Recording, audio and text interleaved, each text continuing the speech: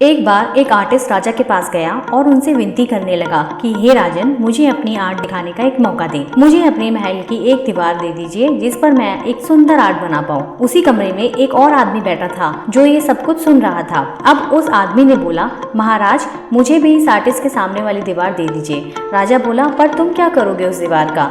दूसरे आदमी ने बोला, महाराज, मैं भी उस दीवार पर वही आर्ट बनाऊंगा जो ये आर्टिस्ट बनाएगा, लेकिन मैं उसे बिना देखे बनाऊंगा। आप चाहें तो हम दोनों के बीच एक पर्दा लगा दीजिए ताकि हम एक दूसरे की आर्ट ना देख पाएं। अब अगले ही दिन उस महल के एक कमरे की 2 दीवार उन आर्टिस्ट को दे दी गई और दोनों दीवारों के बीच एक पर्दा लगा दिया गया। अब पहला आर्टिस्ट वहां ऑयल, पेंट और ब्रशेस लेकर पहुंचा और दूसरे आर्टिस्ट ने एक बाल्टी में पानी रखा और एक कपड़ा लेकर आया। अब पहले आर्टिस्ट का काम पूरा हो गया और वो राजा से बोला कि राजन, मेरी आर्ट अब तैयार है। तो राजा ने दूसरे कलाकार से भी पूछा, क्या तुम्हारा काम भी पूरा हो गया है? दूसरा आर्टिस्ट बोला, हाँ महाराज, मेरा काम भी पूरा हो गया है। अब राजा उस कमरे में पहुंचा और पहले आर्टिस्ट की आर्ट देखकर बहुत खुश हुआ और उसे इनाम भी दिया। राजा ने बोला कि अब उस बीच के पर्दे को हटा दें ताकि वो दूसरे आर्टिस्ट की आर्ट भी देख पाए। और जब राजा ने दूसरे आर्टिस्ट की आर्ट देखी तो हैरान रह गया। उस दीवार पर भी बिल्कुल पहले वाले आर्टिस्ट की ठीक जैसी ही आर्ट थी। अब राजा ने दूसरे आर्टिस्ट से पूछा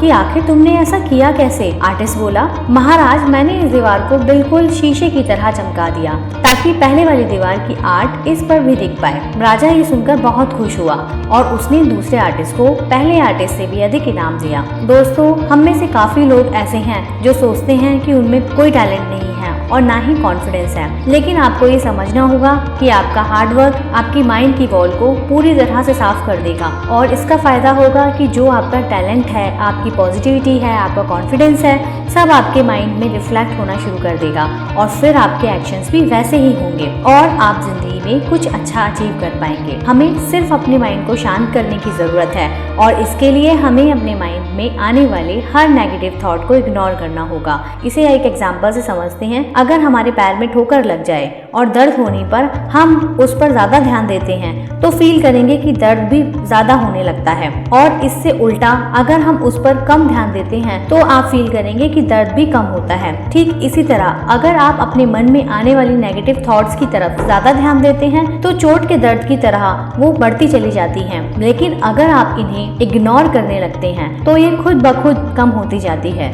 इसी के साथ आप हमेशा अच्छी बातें सुनें, अच्छी चीजें ही देखें और अच्छे लोगों के साथ रहिए और आप देखेंगे कि आपका मन खुद ब खुद साफ हो जाएगा।